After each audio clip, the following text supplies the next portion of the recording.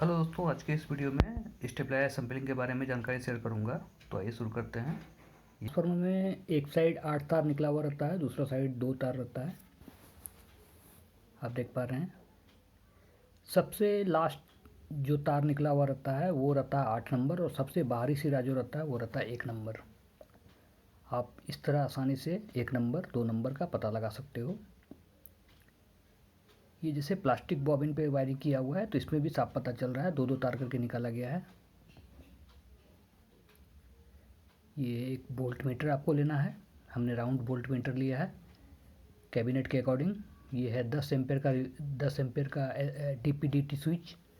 आपको 10 एम्पेयर का ही DPDT switch लेना है, क्योंकि 2 एम्पेयर 3 एम्पेयर का हमेशा ख़राब होता रहेगा, और अगर आप एक बार 10 एम्पेयर का लगा देते हो तो कभी ख़राब नहीं होगा। ये फ्यूज आपको प्लास्टिक का ही लेना है, ये फाइबर का आता है। आपको फाइबर का ही स्विच लेना है, फाइबर का ही आपको ये फ्यूज लेना है, क्योंकि प्लास्टिक का यदि फ्यूज रहेगा तो वो सोल्डिंग करते वक्त ही गल जाएगा। ये है रिले स्विच। ये हमने 5 एम्पियर रिले स्विच लिया है। रिले स्विच पे दोस्तों हमने एक वीडियो भी बनाया है, तो आप वो वीडियो देख सकते हो रिले स्विच के फंक्शन के बारे में जानने के लिए। ये रोटरी स्विच है। ये 8 पोल रोटरी स्विच। स्टेबलाइजर के लिए जो रोटरी स्विच आता है वो एक ही टाइप का आता है, 8 पोल। इसमें एक कॉमन है और 8 पोल हैं। ये देखिए, ये आपको मेटल वाला ही लेना है। ये प्लास्टिक का भी आता है सस्ते में, बट प्लास्टिक का आपको 500 वाट में काम नहीं करेगा। अगर आप लगाते हो तो कुछ ही दिन में ख़राब हो जाएगा। और ये है पुश पुल स्विच।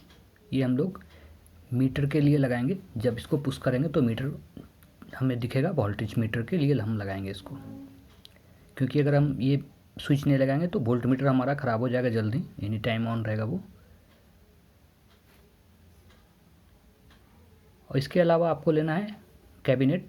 500 वाट का कैबिनेट आपको मार्केट में उपलब्ध है। ये काफ़ी दिनों से पड़ा हुआ था हमारे पास, इसलिए इसका कलर थोड़ा ख़राब हो गया है। आज के वीडियो में दोस्तों मैं पूरी जानकारी दूंगा आपको स्टेबलाइजर बनाने के लिए। आप इस वीडियो को देखने के बाद आप बिल्कुल स्टेबलाइजर खुद से बना सकते हो। पूरी तरह से असेंबल करने आप सीख जाओगे। ये 5 पिन स्विच है। ये 15 एम्पेयर 15 एम्पेयर का 5 पिन सॉकेट का ही इसमें जगह है, तो हम छोटा 5 पिन लगा नहीं सकते हैं यहाँ पे। ये आपको 4 स्टैंड लेना है। ये कैबिनेट के नीचे लगेगा। तो आइए सबसे पहले इसको फिट करते हैं। ये 5 पिन सॉकेट में 4 नट लगेगा। चारों नट को अच्छे से टाइट कर देना है, क्योंकि यदि एक भी नट ढीला रहेगा तो 5 पिन सॉकेट हिलेगा और धीरे धीरे सारे नट ढीले हो जाएंगे। तो इसको हम लोग सबसे पहले टाइट कर लेंगे।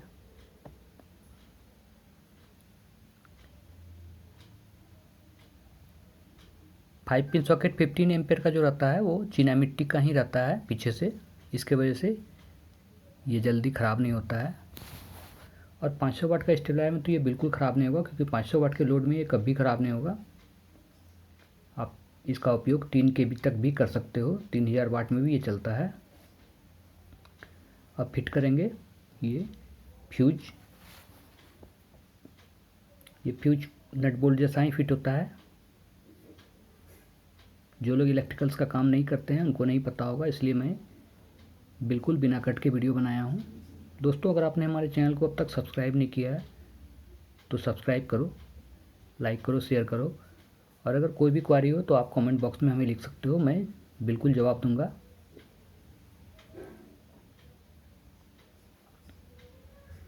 इसको अच्छे से प्लास्टिक कस देना है, क्योंकि फ्यूज को हम जब ओपन करेंगे तो अगर ढीला रहा तो ये भीतर से ही घूमेगी और वायर टूट जाएगा। ये 2 सोल्डिंग पॉइंट है। फ्यूज खरीदते वक्त आपको ध्यान देना है कि वो फाइबर का हो, क्योंकि फ्यूज अक्सर प्लास्टिक का ही बेचा जा रहा है मार्केट में। ये है एलईडी का कैप है, प्लास्टिक का कैप आता है।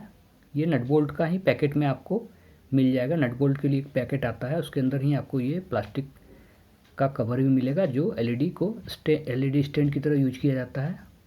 और ये वोल्ट मीटर है, राउंड वोल्ट मीटर है। इसमें 3 नट लगेंगे। चलिए इसको भी कस लेते हैं।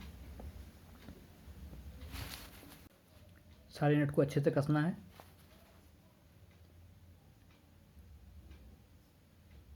नट को अच्छे से करना है क्योंकि एक स्टेबलाइज़र सालों साल चलता है। अब ये पुश पुल स्विच को फिट करेंगे। ये वोल्ट मीटर के साइड में ही रहता है, इसके लिए जगह बना हुआ है। इसके ऊपर DPTT स्विच का जगह है और उसके ऊपर LED, जहाँ पे हम लोग ग्रीन और रेड LED लगाएंगे।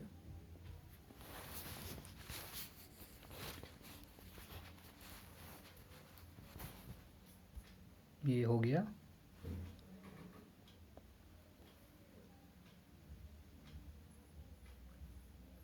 ये है नीचे का कैबिनेट, इसमें छेद पहले से ही किए हुए हैं। इसमें 4 स्टैंड लगाएंगे, 4 ही स्टैंड लगा रहे हैं। अगर आप 3000 और 5000 वाट का स्टेबलाइजर बनाते हो तो उसमें 5 स्टैंड लगाया जाता है, क्योंकि बीच में भी एक स्टैंड लगाने की आवश्यकता होती है, क्योंकि ट्रांसफार्मर काफ़ी उसका भारी आता है। बट ये ट्रांसफार्मर काफ़ी भारी नहीं है, ये अप्रॉक्स 3.5 किलो ही वेट रहता है, तो ये आसानी से 4 ही स्टैंड के ऊपर रह जाएगा।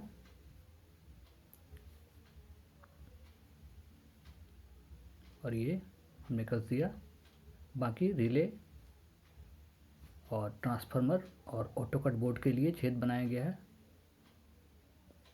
तो चलिए अब सबसे पहले स्टेबलाइजर के ट्रांसफार्मर को कस देते हैं।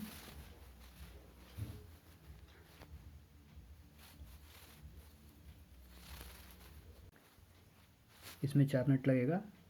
स्टेबलाइजर के ट्रांसफार्मर को काफ़ी टाइट करना है, अच्छे से कसना है, क्योंकि यदि हम ट्रांसफार्मर के नट को ढीला रखेंगे तो पूरा कैबिनेट में हमिंग आएगा और वो आवाज़ करेगा। यदि हम रात को इसका उपयोग करेंगे तो ये काफ़ी ज़ोर से आवाज़ करता है।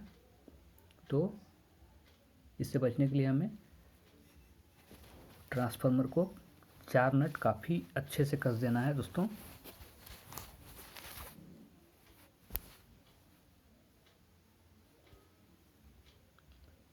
ये हो गया। अब हम लोग रोटरी टेस्ट करेंगे। रोटरी का कनेक्शन सबसे थोड़ा दिक्कत लगता है। रोटरी का कनेक्शन अगर आप सीख जाते हो तो स्टेबलाइजर बनाना बिल्कुल आसान है।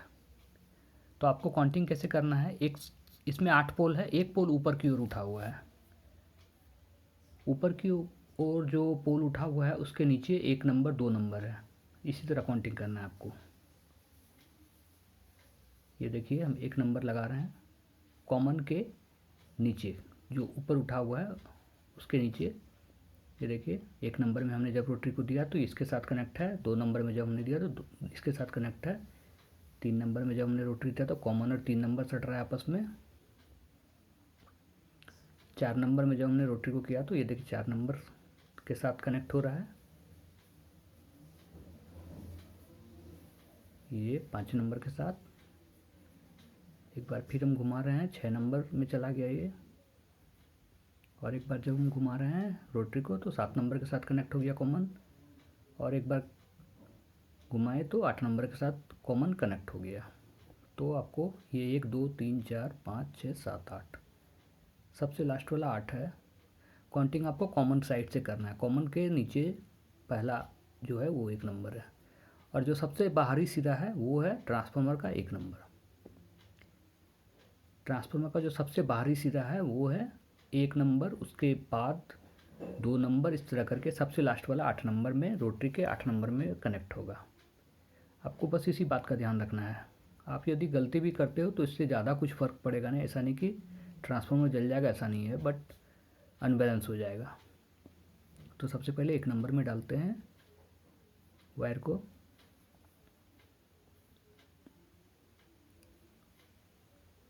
ये 2 नंबर में जाएगा, ये 3 नंबर में, ये 4 नंबर में।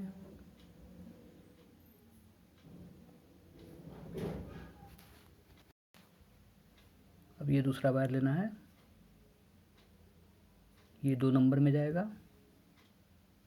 वीडियो को हमने थोड़ा स्पीड किया है यहाँ पे, ऐसे ही वीडियो बहुत लंबा हो रहा है, बट दोस्तों ये 1 घंटे के अंदर का ही वीडियो है और आप 1 घंटे में स्टेबलाइजर बनाना पूरी तरह से सीख जाओगे, हमें पूरा विश्वास है इस वीडियो को देखने के बाद। क्योंकि हमने इस वीडियो में कुछ भी हिडन नहीं रखा है, हर चीज़ को मैं करके दिखा रहा हूँ, यहाँ तक कि फ्यूज स्विच, डीपीटीटी स्विच सारा मैं कसने तक का वीडियो बना कर रखा हूँ इस पर। ये 4 नंबर में देना है। सबसे बाहरी सिरा जो है ट्रांसफार्मर का वो है 1 नंबर, उसके बाद 2 नंबर, उसके बाद 3 नंबर, उसके बाद 4 नंबर, इस तरह करके सबसे आखिरी सिरा जो होगा सेकेंड साइड का, यानी जिस साइड 8 वायर निकला हुआ है उसी साइड की मैं बात कर रहा हूँ। उसके ऑपोजिट साइड में 2 वायर है, वो है कॉमन, और कॉमन एक है और एक है 12 वोल्ट आउट। वो 12 वोल्ट आउट हम लोग पहले क्या करते थे कि ट्रांसफार्मर लगाते थे ऑटो कट बोर्ड के लिए, बट अब ऐसा नहीं कर रहे हैं। ये 5 नंबर में जा रहा है। आपको बस एक ही बात याद रखना है, ट्रांसफार्मर का सबसे बाहरी सिरा 1 नंबर है, उसके बाद 2 नंबर 3 नंबर करके आपको ऐसे ही कॉमन से स्टार्ट, कॉमन साइड से आपको रोटरी के कॉमन साइड से स्टार्ट करना है 1 नंबर गिनना। कॉमन एक पोल ऊपर रहता है, कॉमन को पहचानने का यही नियम है। सबसे आखिरी सिरा जो है ये हम 8 नंबर में देंगे। इसी कारण से जब हम 8 नंबर में स्टेबलाइजर को रखते हैं तो सबसे ज़्यादा वोल्टेज बढ़ाता है और ट्रांसफार्मर गर्म भी होती है, क्योंकि कॉइल का सबसे आखिरी सिरा में हम लोग करंट देते हैं, जिसके कारण ज़्यादा रेजिस्टेंस नहीं बन पाता है और ट्रांसफार्मर गर्म होती है। अब हमें कॉमन और 1 नंबर पे 2 वायर जोड़नी है। ये ब्लैक वायर हम ले रहे हैं, इसे हम कॉमन पे जोड़ेंगे। ये कॉमन एक पोल ऊपर है, यानी 8 पोल जिस भी लेवल पे है उससे 1 लेवल ऊपर रहता है कॉमन। कॉमन का यही पहचान है। ये हमने एक ब्लैक वायर कॉमन में दिया और अब 1 नंबर में एक वायर को जोड़ेंगे।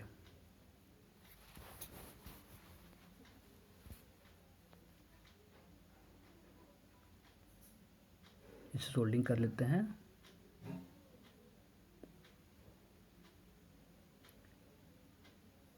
आपको जोड़ना है कॉमन और 1 नंबर में 2 वायर जोड़ना है, जो कि डीपीटीटी स्विच में लगाया जाएगा। अब हमें डीपीटीटी स्विच का कनेक्शन कैसे करेंगे इसके लिए जानते हैं। डीपीटीटी स्विच में कुछ इस तरह होता है, जब हम लोग, ये बीच वाला कॉमन है और दोनों साइड वाला पोल है। ये देखिए, जब हम नीचे की ओर करेंगे तो मीटर हमारा शो करेगा। ये आपने देखा, ये दोनों साइड का, ये देखिए दोनों साइड का हो रहा है।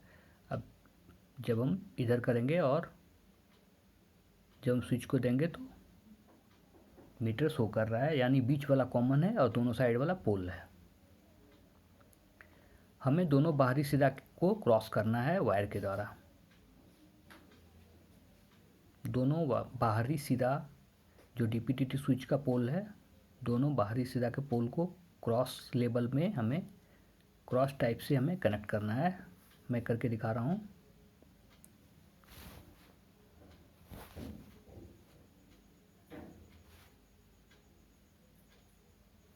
ये देखिए, अब इसमें नेट को डालेंगे। इस तरह से कसना है और ये ऊपर वाले के ऑपोजिट साइड में देना है, यानी क्रॉस लेवल पे हमें इस तरह से कसना है। आपको ये कनेक्शन करना ही करना है, क्योंकि अप और डाउन हम इसी से करते हैं। जब हम स्टेबलाइजर को अप में रखेंगे तो वोल्टेज बढ़ाएगा और जब हम डाउन में रखेंगे तो वोल्टेज घटाएगा। ये देखिए, ये और एक वायर लिए और हमें क्रॉस टाइप से इस तरह से कस देना है। यहाँ पे भी कस देंगे।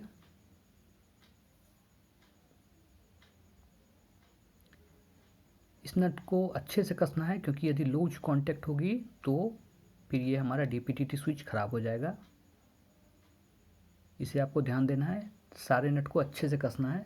ऐसे 10 एम्पेयर की डीपीटीटी स्विच 500 वाट के लोड पे कभी ख़राब नहीं होगी, बट अगर हम नट को ढीला छोड़ेंगे तो निश्चित है कि वो 1-2 महीना में ख़राब हो जाएगी लूज कांटेक्ट के कारण। ये देखिए, क्रॉस टाइप से हमने कनेक्ट कर दिया। आपको ध्यान देना है, ऐसे ही करना है। और बीच का जो पोल है, ये बीच का जो पोल बच रहा है, 2 पोल, इसे हमें कॉमन और एक नंबर देना है रोटरी का, रोटरी के कॉमन और एक नंबर, जिसमें हमने स्टेबलाइजर का सबसे बाहरी सीधा स्टेबलाइजर ट्रांसफार्मर का सबसे बाहरी वायर जिसमें जोड़ा है एक नंबर में एक वायर, और दूसरा वायर हम रोटरी के कॉमन को लेंगे और डीपीडीटी स्विच के कॉमन पोल में दे देंगे, जो 2 पोल अभी खाली दिख रहा है। आपको किधर भी दे देना है, इसमें आपको कुछ भी नहीं करना है, आप कोई साइड भी जोड़ सकते हो। अगर उल्टा पुल्टा हुआ तो ज़्यादा से ज़्यादा यही होगा कि हमें रोटरी स्विच को घुमाना पड़ेगा, यानी यदि डाउन में अप रहेगा, अप में डाउन रहेगा तो हम रोटरी स्विच को घुमा लेंगे, बस इतना ही करना है आपको। ये देखिए हमने एक रेड वायर एक नंबर में जोड़ा है जो कि रोटरी स्विच में दे रहे हैं, रोटरी स्विच के एक साइड के कॉमन पोल पे दे रहे हैं, और ये दूसरा साइड हम कॉमन दे रहे हैं ब्लैक वायर जिससे में हमने जोड़ा था। इस दोनों नट को भी अच्छे से कस देना है।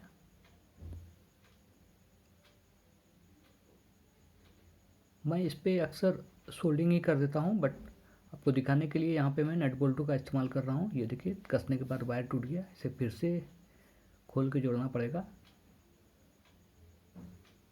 नट बोल्ट कसने पे सबसे बड़ा प्रॉब्लम यही होता है।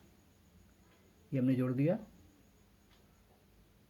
यहाँ तक का कनेक्शन हो गया, यानी अब हमारा स्टेबलाइजर काम करना शुरू कर देगा। अब हमें आगे की कार्रवाई करनी है ऑटो कट के लिए। ये देखिए 2 टाइप का ऑटो कट बोर्ड रहता है, एक में जिस पे रिले लगा हुआ है। दोनों का कनेक्शन बहुत ही आसान है, बट जिसको जानकारी नहीं है उसको थोड़ा प्रॉब्लम हो सकता है। और ये दूसरा है जिसमें हम रिले अलग से लगाएंगे।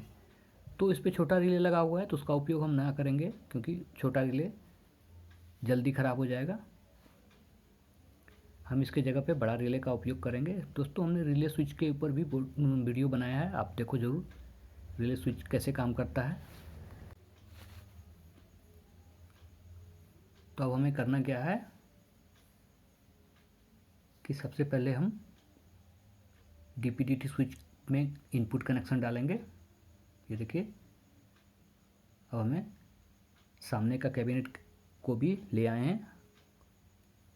ये 2 वायर है, आप किसी को भी कॉमन और किसी को भी 12 वोल्ट बना सकते हो। इस पे भी बहुत ज़्यादा कुछ भी आपको मेहनत नहीं करना है, आप किसी को भी कॉमन और किसी को भी 12 वोल्ट बना सकते हो, इसमें कुछ भी फ़र्क नहीं पड़ता है।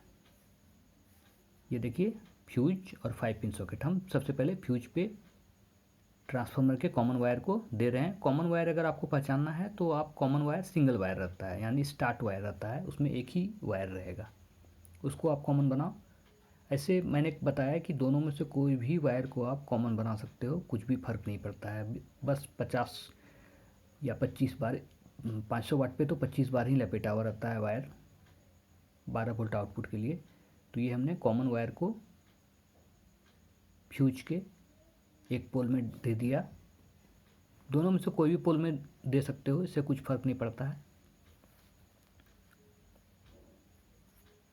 अब हमें एसी वायर लेना है एसी कोड के लिए। ये देखिए एसी कोड आपको 500 वाट का ट्रांसफार्मर के लिए अच्छा कोड देना है। ये हमने जो वायर लिया है ये काफ़ी अच्छे गेज का वायर है, इसको थोड़ा कट कर लेंगे सोल्डिंग करने के लिए।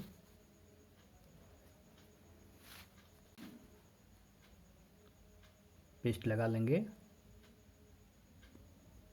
और इसके सेकेंड पोल पे, यानी फ्यूज के सेकेंड पोल पे इसे जोड़ देना है। सेकेंड पोल पे सोल्डिंग कर लेंगे। सोल्डिंग करने के लिए भी हमने 65 वाट सोल्डर का उपयोग कर रहा हूँ, क्योंकि 65 वाट सोल्डर से जो सोल्डिंग हम लोग करते हैं वो काफ़ी मजबूत होता है, थोड़ा हीट होने के बाद वो टूटेगा नहीं। बट अगर आपके पास 35 वाट का सोल्डर है तो आप उसका ही उपयोग करो, कुछ भी फ़र्क नहीं पड़ता है ज़्यादा। थोड़ा हाई वोल्टेज पे यदि हम सोल्डिंग करते हैं तो 35 वाट सोल्डर भी काम कर देगा।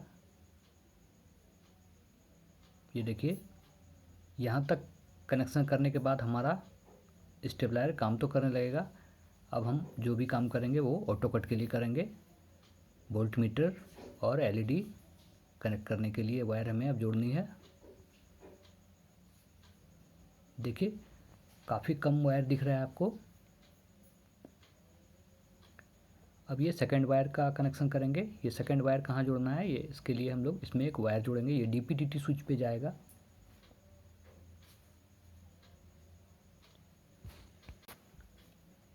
क्योंकि ये वायर छोटा है तो इसमें थोड़ा तार जोड़ लेते हैं। डीपीडीटी स्विच के जो कॉमन पोल पे हमने जोड़ा है रोटरी का 1 नंबर और कॉमन। अब रोटरी का जो ऊपर 2 पोल है, ऊपर नीचे कोई सा में भी आप एक साइड दोनों वायर को जोड़ना है। यहाँ पे हम एक इन करेंगे, एक आउट करेंगे।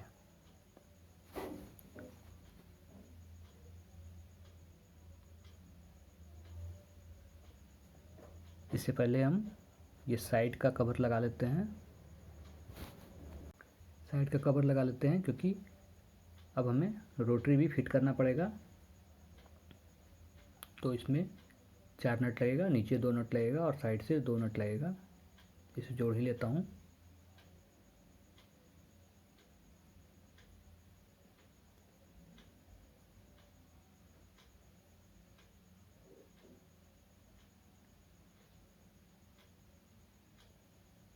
ये हमने चारों नट लगा दिया। अब हम रोटरी को इस तरह से यहाँ फिट करेंगे और सामने का भी कैबिनेट लगाएंगे। उससे पहले कुछ वायर है जो कि जोड़ लेते हैं, क्योंकि अगर हम कैबिनेट को लगा देते हैं तो अभी थोड़ा परेशानी होगी। ये देखिए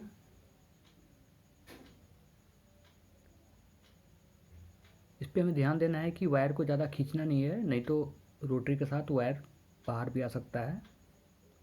उससे पहले हम लोग ये जो वायर जोड़े हैं उसमें टेपिंग कर देते हैं, क्योंकि अगर हम टेप नहीं करेंगे तो बॉडी में यदि सटेगा तो बॉडी में करंट आ सकता है।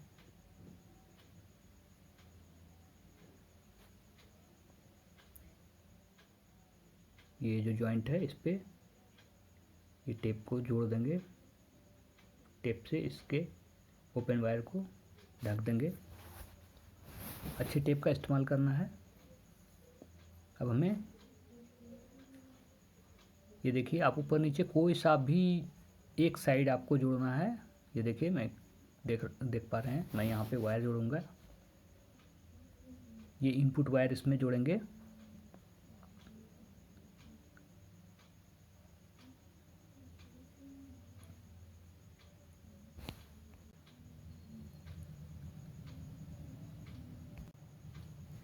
यहाँ पे हम वायर को फोल्ड कर लिए और इसके ऊपर जोड़ देंगे।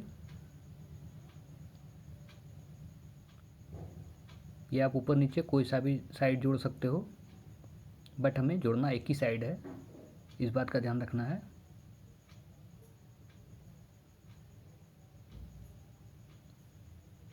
इसे भी अच्छे से कस देना है।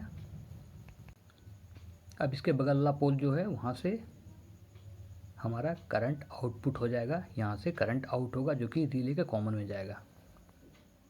एक वायर और ले रहे हैं और डीपीडीटी के इसके जस्ट बगल वाला पोल पे जोड़ेंगे। इसे ओपन कर लेते हैं।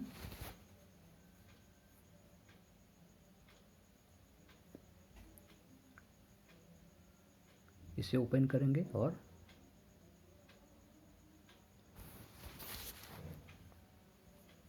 यहाँ पे जोड़ लेंगे।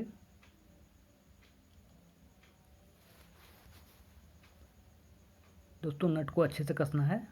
मैं इस बात का बार बार आपको ध्यान देने के लिए बोल रहा हूँ, क्योंकि नट यदि कसेंगे नहीं अच्छे से तो लूज कॉन्टेक्ट के कारण हमारा डीपीडीटी स्विच ख़राब हो जाएगा। ये हो गया।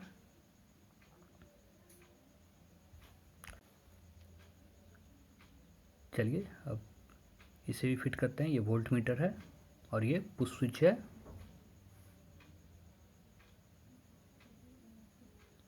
अब पुश स्विच के साथ जो वायर हम कनेक्ट करेंगे वोल्ट मीटर का उसे जोड़ ही लेते हैं, क्योंकि बाद में इसे जोड़ना मुश्किल होगा। यहाँ पे हम सोल्डिंग ही कर देते हैं।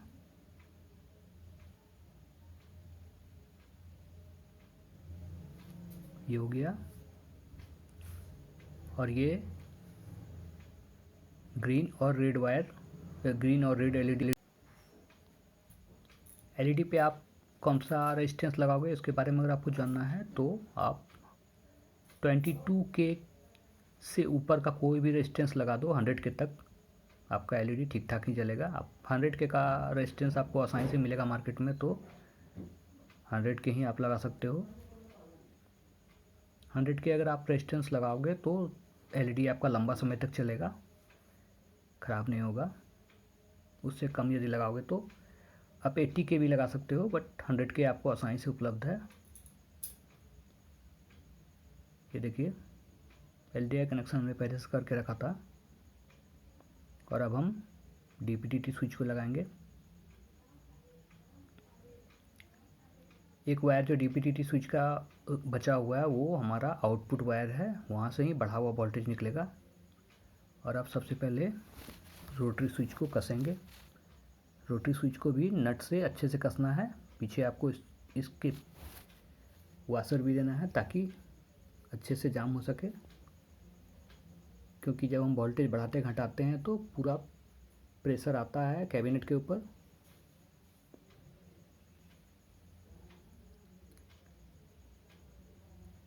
दोस्तों आप वीडियो को बिना स्किप किए देखो, क्योंकि इस वीडियो को देखने के बाद हमें पूरा विश्वास है कि आप स्टेबलाइजर बनाना ज़रूर सीख जाओगे। और अगर स्टेबलाइजर रिपेयर भी करना चाहो तो इस वीडियो के ज़रिए ही आप कर सकते हो।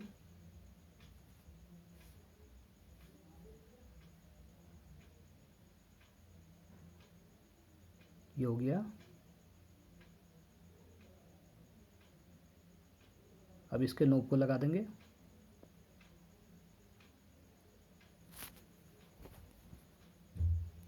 हमें ध्यान देना है कि नोब हम 1 नंबर पे सेट करें, क्योंकि ये नोब चारों पट्टी नहीं घूमता है, 1 नंबर से 8 नंबर तक ही मूव करेगा, उसके बाद हमें फिर वापस आना पड़ता है।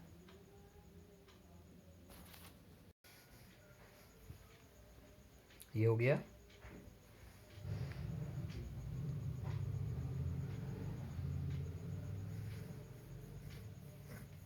अब बचे हुए वायर का कनेक्शन करेंगे। ये डीपीडीटी स्विच के नट को खोल लेते हैं कैबिनेट में कसने के लिए।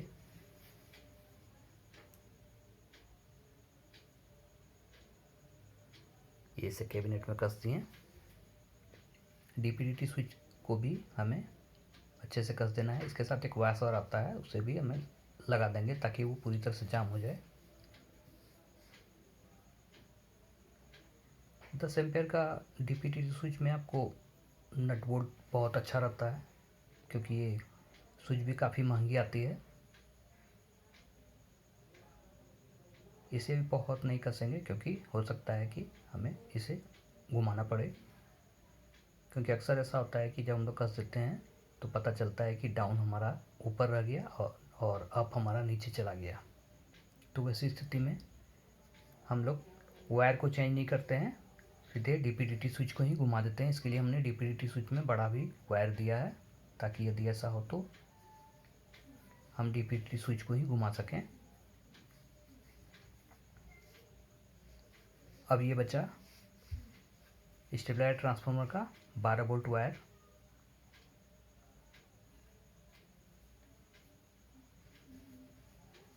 इस 12 वोल्ट वायर का कनेक्शन हम लोग करेंगे। ये ऑटोकट बोर्ड के कनेक्शन में जाता है। ये ऑटोकट बोर्ड के बारे में बहुत लोगों को नहीं पता है। एसी ऑटोकट बोर्ड कनेक्शन थोड़ा कठिन माना जाता है, बट है नहीं। अगर आपको ट्रिक्स पता हो तो आप आसानी से कर सकते हो। अब हम लोग फ्यूज का जो वायर है, फ्यूज पे हमने जो कॉमन वायर जोड़ा है उसको हम लोग 5 पिन सॉकेट से कनेक्ट कर देंगे, क्योंकि कॉमन हर जगह सेम ही रहेगा ये इनपुट वायर जो है, क्योंकि एक ही वायर हमारा बढ़ा हुआ वोल्टेज के रूप में आएगी और दूसरा वायर हमारा कॉमन हर जगह सेम रहेगा। ये 5 पिन सॉकेट पे एक वायर कस लेंगे। इसे भी अच्छे से कस लेना है।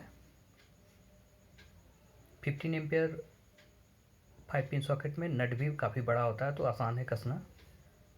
अब हमें करना क्या है कि फ्यूज पे जो कॉमन वायर है हमारा, उस पर हम लोग इसको सोल्डिंग कर देंगे, क्योंकि वहाँ नट बोल्ट तो है नहीं।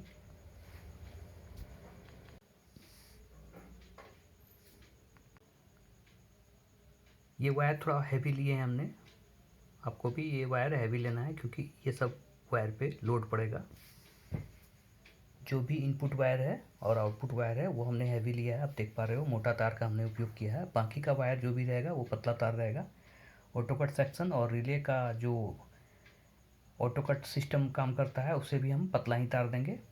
बट ये जहाँ तक हमारा वोल्टेज बढ़ाने की बात है, जो सेक्शन है उस सेक्शन को हम मोटा वायर से ही वायरिंग करेंगे। इस बस इतना ही वायर हमें मोटा चाहिए, बाकी तार हम पतला का भी उपयोग कर सकते हैं। ये है एसी ऑटो कट बोर्ड।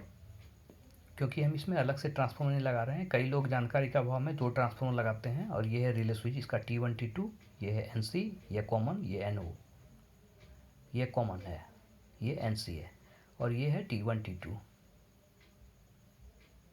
अब DPTT स्विच का जो एक वायर बचा हुआ है,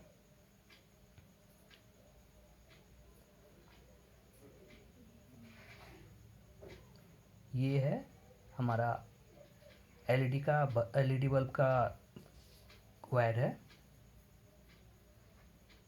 ये कॉमन पे जोड़ेंगे और ऑटो कट बोर्ड पे जो 22 के का रेजिस्टेंस लगा हुआ मोटा वाला, उस पर भी जोड़ेंगे वही वायर। सेम वायर हम जोड़ेंगे, आउटपुट वहीं से निकलेगा क्योंकि बढ़ेगी वोल्टेज तो बोर्ड में जाएगा और बोर्ड हमारा रिले स्विच को ट्रिप करा देगा। यानी यदि हम 220 या 210, 220, 230 पे हम लोग सेट करते हैं अपनी इच्छा अनुसार, अपने ज़रूरत के अकॉर्डिंग हम लोग इसको सेट करते हैं। तो ये देखिए, कॉमन वायर के साथ हम एक छोटा वायर और सोल्डिंग करेंगे रिले के कॉमन स्विच पे, रिले स्विच के कॉमन पे। ये देखिए कॉमन पोल है। दोस्तों हमने रिले स्विच पे भी वीडियो बनाया है, जानकारी के लिए आप देख सकते हो वो वीडियो। दोस्तों अगर आपने हमारे चैनल को अब तक सब्सक्राइब नहीं किया है तो ज़रूर करो सब्सक्राइब, ऐसे ही टेक्निकल वीडियो के लिए। ये रहा कॉमन पोल, और कॉमन पोल पे हम सोल्डिंग कर रहे हैं। इसे भी अच्छे से सोल्डिंग करना है क्योंकि स्टेबलाइजर का सारा भार यहीं पे रहेगा वोल्टेज का, जो भी हम करंट का लोड देंगे। और उसके बाद ये पतला वायर हमने जो सोल्डिंग किया साथ में, ये हम ऑटो कट बोर्ड में देंगे। इसे सोल्डिंग करने के लिए छोटा कट कर लेते हैं। ये है 22 के का रेजिस्टेंस, सबसे मोटा रेजिस्टेंस जो है वही है 22 के का रेजिस्टेंस, तो हम इसके इनपुट में देंगे।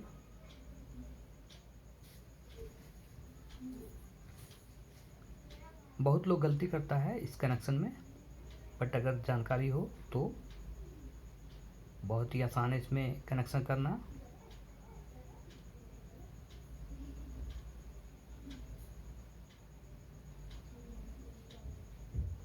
मैक्सिमम लोग इसमें 4 तार का ही उपयोग करता है, बट इसमें हम 5 तार जोड़ेंगे। ये एक हो गया कॉमन जो आउटपुट वायर है 22 के रेजिस्टेंस में। यहाँ पे हम लोग स्टैंड भी लगाएंगे बाद में, प्लास्टिक का स्टैंड यूज करना है ताकि बॉडी में करंट ना आए। और अब हम कनेक्शन करते हैं T1 T2 पे, यानी रिले आउटपुट पे। बोर्ड पे आपको लिखा हुआ भी मिलेगा RL1 RL2, ऐसा कुछ प्रिंट रहता है, या फिर C1 C2 लिखा हुआ रहेगा। C1 C2 का मतलब हो गया कॉइल 1 कॉइल 2। ये दोनों वायर हमें रिले के T1 T2 पे देना है। T1 T2 फॉर हो गया टर्मिनल 1 टर्मिनल 2, या फिर उसे C1 C2 भी कहते हैं।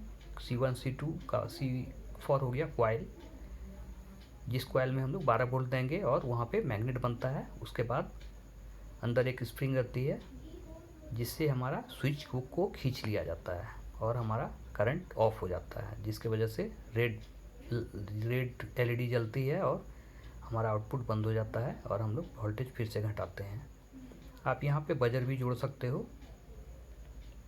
बजर जोड़ने से फ़ायदा ये होगा कि यदि हम रात को सो जाते हैं और ऑटो कट होती है तो हमें बजर जगाने का काम करेगी, ताकि हम फिर से वोल्टेज को घटा सकें। ये देखिए ये कनेक्शन हो गया। 1 2 3 तार का हमने अब तक कनेक्शन किया है,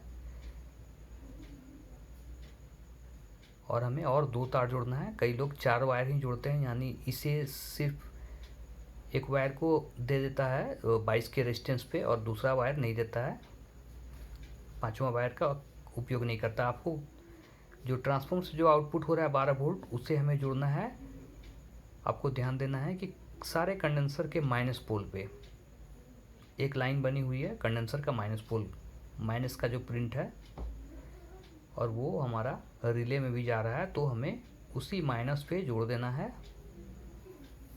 ट्रांसफार्मर का जो 12 वोल्ट करंट निकल रहा है।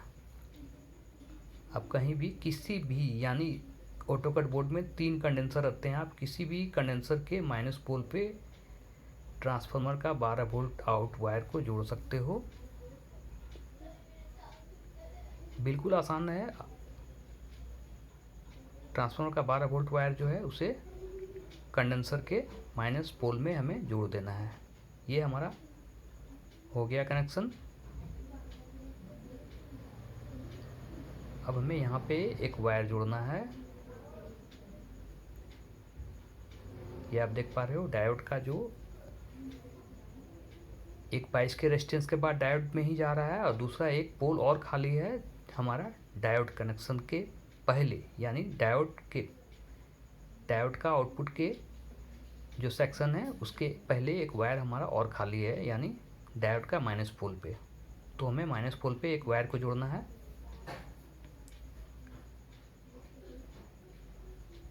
एक ब्लैक वायर ले रहे हैं, आप कोई भी कलर का वायर लो, उससे कुछ फ़र्क नहीं पड़ता है।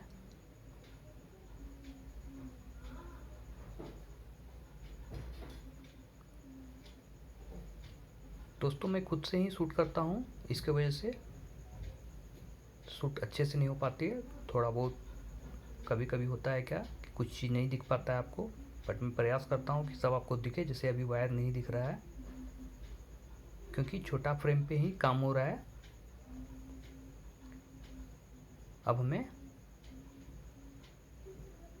डायोड के माइनस पिन पे एक वायर जोड़ना है। ये देखिए मैं 2 वायर काट रहा हूँ ताकि यहाँ से ही मैं वोल्ट मीटर के लिए भी वायर निकाल रहा हूँ।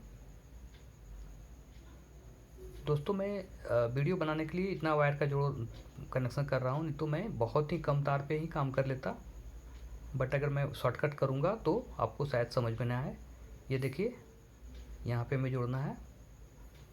ये जो डायोड है सिंगल डायोड का एक पिन खाली है, उसी पिन पे जोड़ना है। वो पिन पे कुछ भी वायर नहीं है या फिर वो कनेक्शन कहीं भी नहीं गया है, वो सिंगल पोल है जो कनेक्शन के लिए दिया हुआ है। वहाँ पे 220 वोल्ट इन लिखा हुआ है।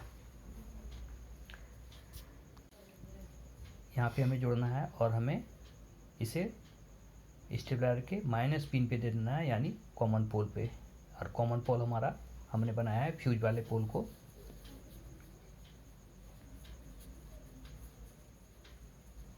तो हम इसे, ये जो कॉमन पोल है यानी 5 पिन सॉकेट या फिर फ्यूज, तो हमें 5 पिन सॉकेट पे ही देना है, क्योंकि अगर हम फ्यूज पे देंगे तो वहाँ बार बार सोल्डिंग करना मुश्किल होगा। यहाँ पे ऊपर में ही हम इसे सोल्ड कर देंगे। आपको ध्यान देना है कि एसी वायर पे नहीं जोड़ना है, क्योंकि एसी वायर पे यदि हम जोड़ेंगे तो फ्यूज के बाद नहीं होगा, वो फ्यूज के पहले ही हो जाएगा। तो वैसी स्थिति में क्या होगी, फ्यूज जुड़ने के बाद भी हमारा स्टेबलाइजर काम करता रहेगा, ऑटोकट बोर्ड ख़राब हो जाएगी। ये हो गया।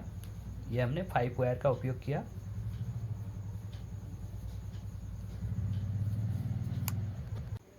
अब बचा हुआ है हमारा एनसी, रिले का एनसी और एनओ। एनसी पे हमें आउटपुट वायर देना है, यानी 5 पिन सॉकेट पे जो वायर जा रहा है वो, और ग्रीन एलईडी का कनेक्शन भी हमें एनसी पे ही करना है।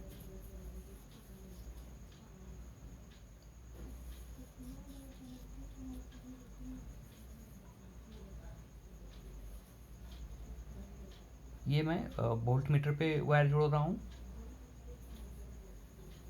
वोल्ट मीटर पे आप सीधे 5 पिन सॉकेट से भी वायर जोड़ सकते हो।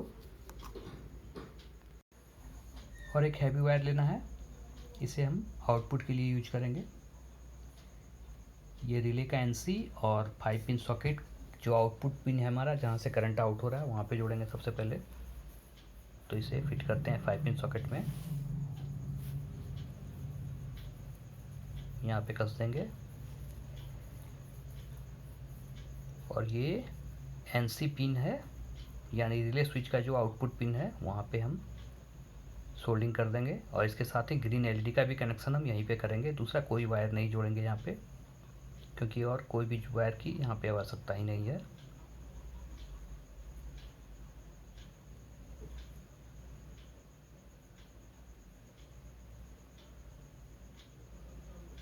वायर थोड़ा बड़ा ही काटना है।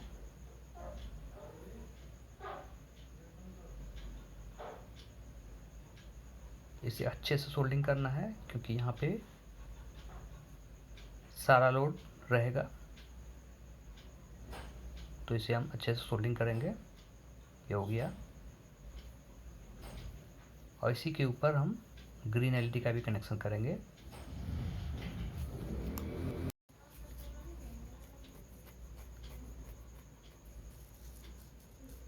और ये ग्रीन LED का भी कनेक्शन करेंगे। ग्रीन LED के लिए वायर हमने जोड़ा है। और ये रेड LED का वायर है, इसे NO पे देंगे।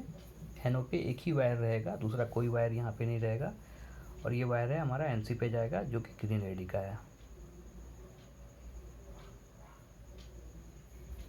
दोनों LED को मिला के जो हमने माइनस बनाया है वो हमने जोड़ दिया है वोल्ट मीटर के ऊपर, क्योंकि यदि हम 5 पिन सॉकेट या फिर फ्यूज तक जाएंगे तो जोड़ेंगे तो काफ़ी बड़ा वायर लगेगा, तो वोल्ट मीटर हमें शॉर्ट पड़ रहा है, तो वोल्ट मीटर पे ही हमने जोड़ दिया वायर को।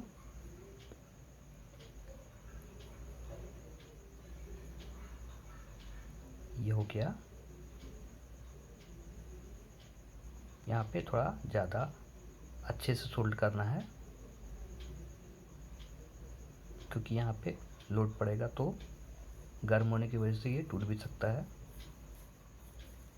ये हो गया कंप्लीट। आप देख पा रहे हो रिले का आउटपुट हमने दिया है कॉमन पे, और कॉमन से जो NC निकल रहा है, NC से ये 5 पिन सॉकेट पे जा रहा है। ये कंप्लीट हो गया। अब हमें रिले और ऑटो कट बोर्ड पे एक एक स्टैंड लगाना है। ये प्लास्टिक का स्टैंड का उपयोग हम कर रहे हैं। प्लास्टिक का स्टैंड ज़्यादा अच्छा रहता है, क्योंकि प्लास्टिक का स्टैंड में करंट बॉडी में आने की संभावना बिल्कुल नहीं रहती है।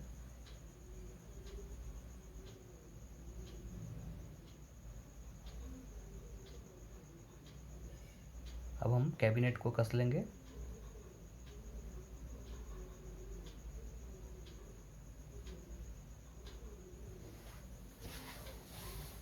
रोटरी को हमने 1 नंबर पे सेट कर दिया है।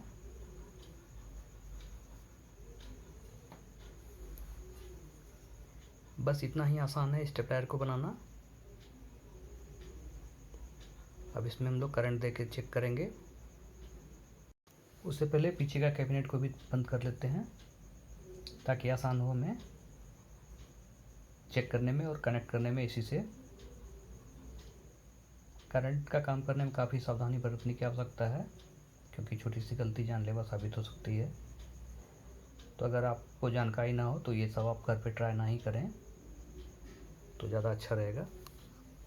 अब ये रिले और ऑटो कट बोर्ड को एक स्टैंड के द्वारा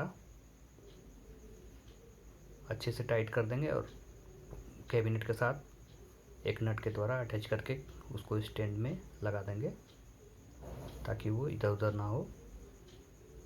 क्योंकि यदि ऐसे ओपन छोड़ेंगे तो वो इधर उधर होगी, और उससे करंट लगने का, बॉडी में करंट आने का भी खतरा बना हुआ रहेगा।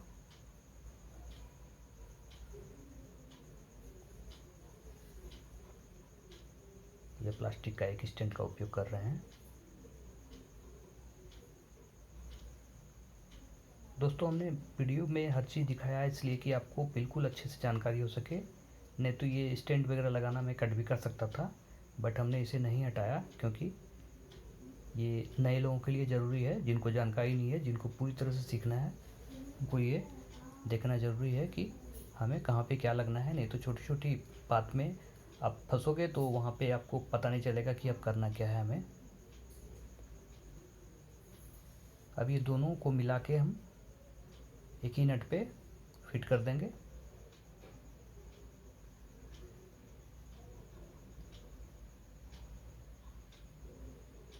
ये एक ही नट पे दोनों को मिला के स्टैंड पे फिट कर देंगे।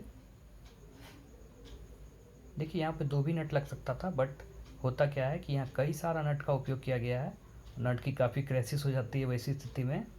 इसके लिए हमें बिल्कुल शॉर्टकट में काम करना है, क्योंकि जितना हम शॉर्टकट में काम करेंगे उतना ही ज़्यादा बेटर है। अगर हम कम वायर का उपयोग करेंगे तो लोड भी कम बनेगा, डिस्टेंस कम बनने की वजह से शॉर्ट सर्किट होने की भी संभावना कम रहती है। बट हमने यहाँ पे थोड़ा ज़्यादा वायर का उपयोग आज किया है, क्योंकि वीडियो बनाने के लिए मैं शॉर्टकट का उपयोग नहीं कर सकता था। चलिए अब इसे करंट दे के चेक किया जाए ये काम कर रहा है कि नहीं कर रहा है। उससे पहले चेक कर लेता हूँ कि कोई वायर तो ढीला नहीं रह गया। करंट देने के पहले हमें एक बार दोबारा से सारे वायर का रिव्यू करना ज़रूरी होता है। और ये रेगुलेटर का नट को लगा देंगे, ये नहीं भूलना है, क्योंकि अगर हम रेगुलेटर का नोब में यदि नट नहीं लगाएंगे तो रेगुलेटर फिर हमारा खुल के इधर उधर हो जाएगा।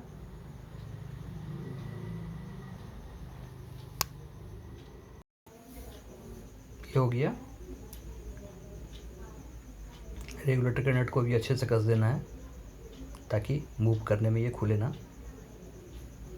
अब हम ये साइड का कैबिनेट को भी लगा देंगे। साइड का कैबिनेट में 4 नट है, ये 4 नट को अच्छे से कस दिया है।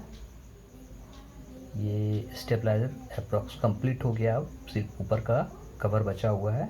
बट उससे पहले हम चेक कर लेते हैं ये काम कर रहा है क्या। तो सबसे पहले हमें करना क्या है कि रोटरी को 1 नंबर पे सेट करना है, और ये पुश पुल स्विच है, ये हमारा DPTT स्विच जो कि अप डाउन का काम करेगा, और ग्रीन और रेड LED हमें इंडिकेट करेगी करंट ऑटो कट है या नॉर्मल है। तो सबसे पहले हमने चेक किया तो पता चला कि ये DPTT स्विच उल्टा है, तो हम इसे घुमा लेंगे, क्योंकि अप साइड में डाउन और डाउन साइड में अप हो गया। तो ये अक्सर होता है, इसलिए मैंने कहा कि कोई साइड भी तार जोड़ दो, कुछ भी फ़र्क नहीं पड़ता, क्योंकि यदि मैं वहाँ पे कंडीशन डालता तो फिर सीखने में दिक्कत होती। तार उल्टा पुल्टा होने से बस यही होता है कि अप में डाउन और डाउन में अप हो जाता है, यानी नीचे साइड डाउन अप हो जाता है और ऊपर साइड हमारा डाउन हो जाता है। तो ये हम बस इतना ही करेंगे कि इसे उलट देंगे, और एक बार ये रिले स्विच के लिए मैं ट्यूनिंग कर देता हूँ ऑटो कट के लिए। ये ऑटो कट के लिए एक बार ट्यूनिंग करना पड़ रहा है हमें, क्योंकि ये 220 से ऊपर में ऑटो कट नहीं हो रहा है। तो ये ट्यूनिंग हो गया।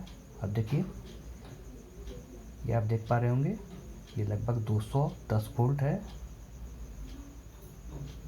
ये 210 पे आ रहा है 2 नंबर पे। दोस्तों, आप हमारे चैनल को अब तक सब्सक्राइब नहीं किया तो ज़रूर करो सब्सक्राइब दोस्तों। और ये देखिए, एक बार बढ़ाने के बाद ऑटो कट हो जाना चाहिए।